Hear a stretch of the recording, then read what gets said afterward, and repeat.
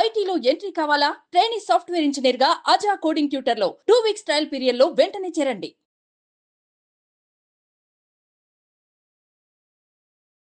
నమస్తే శ్రవణ్ గారు. నమస్తే ఉష గారు. Mindful millionaire leave rich happy and successful life part 13 చేసే ముందు చాలా మంది అడిగేది ఏంటంటే సెషన్ ఏ విధంగా జరిగే అవకాశం ఉంటుంది. 7 రోజులను మీరు చెప్తూ ఉన్నారు కదా, 7 రోజుల్లో ఏ విషయాలపైన అవేర్నెస్ని క్రియేట్ చేస్తూ ఉంటారు, టైమింగ్స్ ఏంటి అని అడుగుతున్నారు. ఒకసారి దాని గురించి.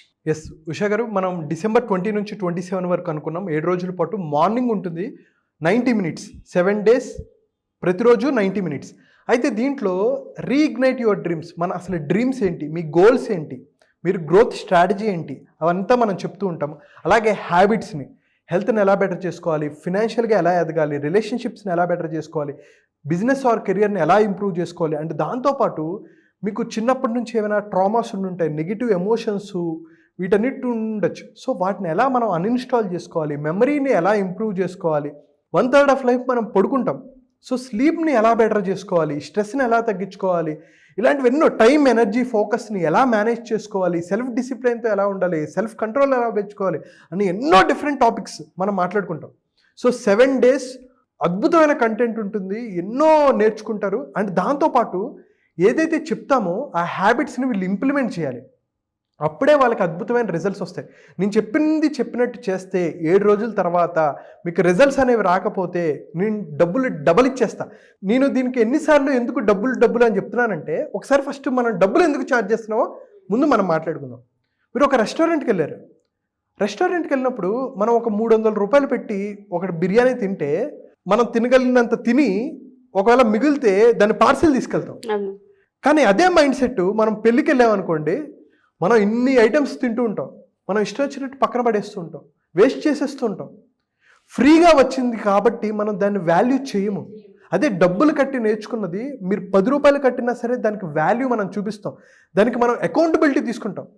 పొద్దున పూట మనం చాలా కంటెంట్ ఉంది ఫ్రీగా, ఎందుకు నేర్చుకోరు? ఎందుకంటే వాళ్ళకి కొంతమందికి శ్రద్ధ ఉండదు.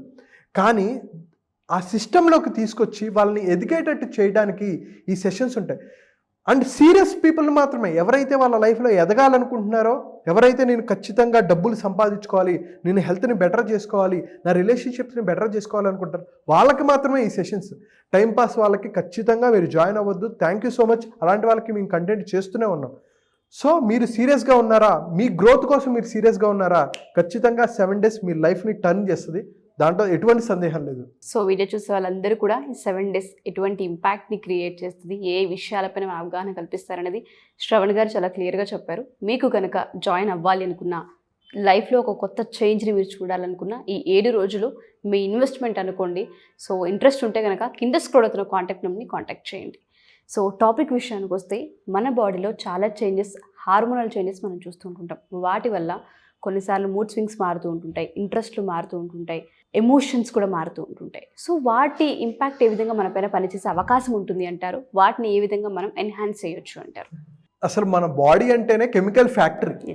మనం ఏది నిర్ణయం తీసుకున్నా సరే మనలో ఒక హార్మోన్ అనేది చాలా మేజర్ ప్లే చేస్తుంది అనమాట.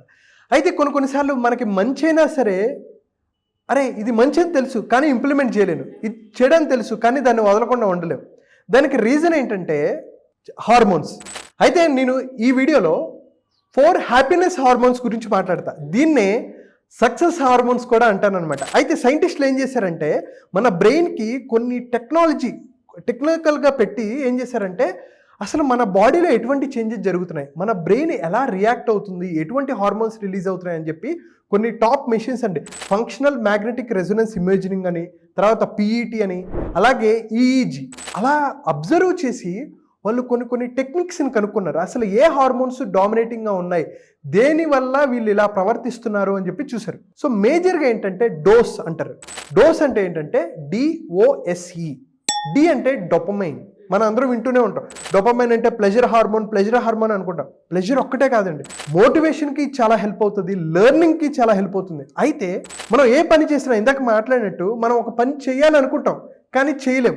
ఎందుకు అవుతుందంటే డోపమైన్ క్వాలిటీ బట్టి కూడా మారుతూ ఉంటుంది. మనం మెడిటేషన్ చేసామనుకోండి, మన బ్రెయిన్ నుంచి 65 యూనిట్స్ ఆఫ్ డోపమైన్ రిలీజ్ అవుతుంది.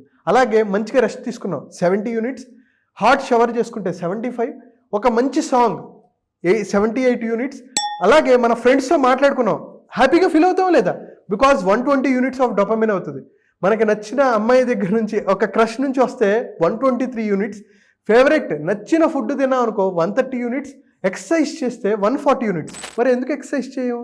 ఎక్సర్సైజ్ చేసిన తర్వాత వస్తుంది, కానీ ఎక్సర్సైజ్ చేయడానికి మన రెసిస్టెన్స్ ఉంటుంది కదా, అందుకని మనం చేయం. అయితే ఆల్కహాల్ తాగితే 150, శాలరీ వచ్చిందనుకోండి హ్యాపీగా ఉండవు లేదా? 160 యూనిట్స్.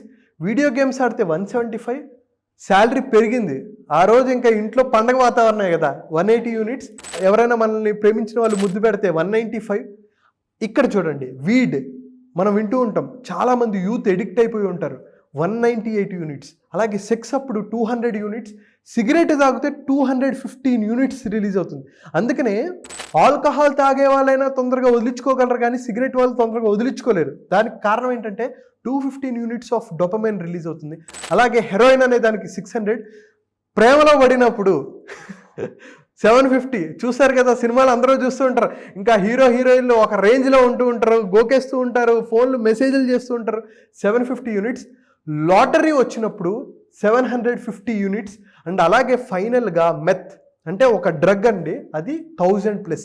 ఇక్కడ చూస్తే ఇంకా నేను దీన్ని మించి చెప్పట్లా, ఇది హైయెస్ట్. మెత్ తర్వాత ఏంటంటే విన్నింగ్ ఏ లాటరీ 750 యూనిట్స్.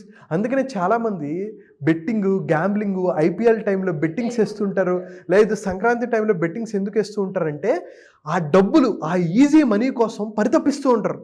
ఆ టైంలో 750 యూనిట్స్ ఆఫ్ డోపమైన్ రిలీజ్ అవుతుంది. ఆ హై అది వీళ్ళని ఎంకరేజ్ చేస్తూ ఉంటుంది, అది మోటివేట్ చేస్తూ ఉంటుంది, అరే నేను ఇంకా సంపాదించాలి, ఇంకా ముందుకెళ్ళాలి అని.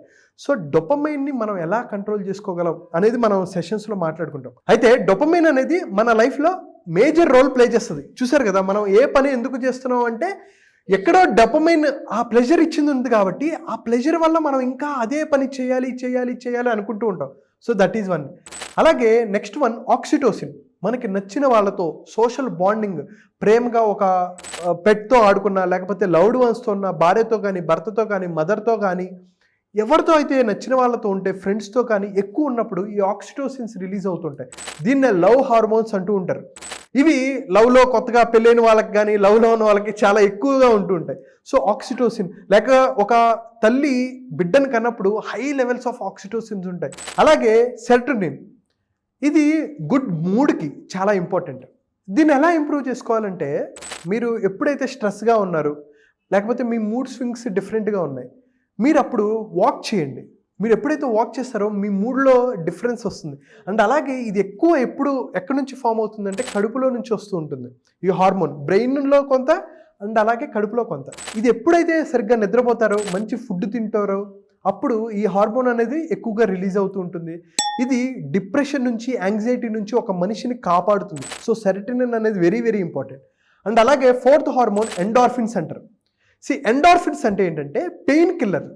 మన బాడీకి ఒక అద్భుతమైన రిపేరింగ్ సిస్టమ్ ఉంది, దాన్ని మనం వాడుకోం. ఒక దెబ్బ తగిలింది అనుకోండి, ఆ దెబ్బ కొన్ని రోజుల తర్వాత మానిపోతుంది.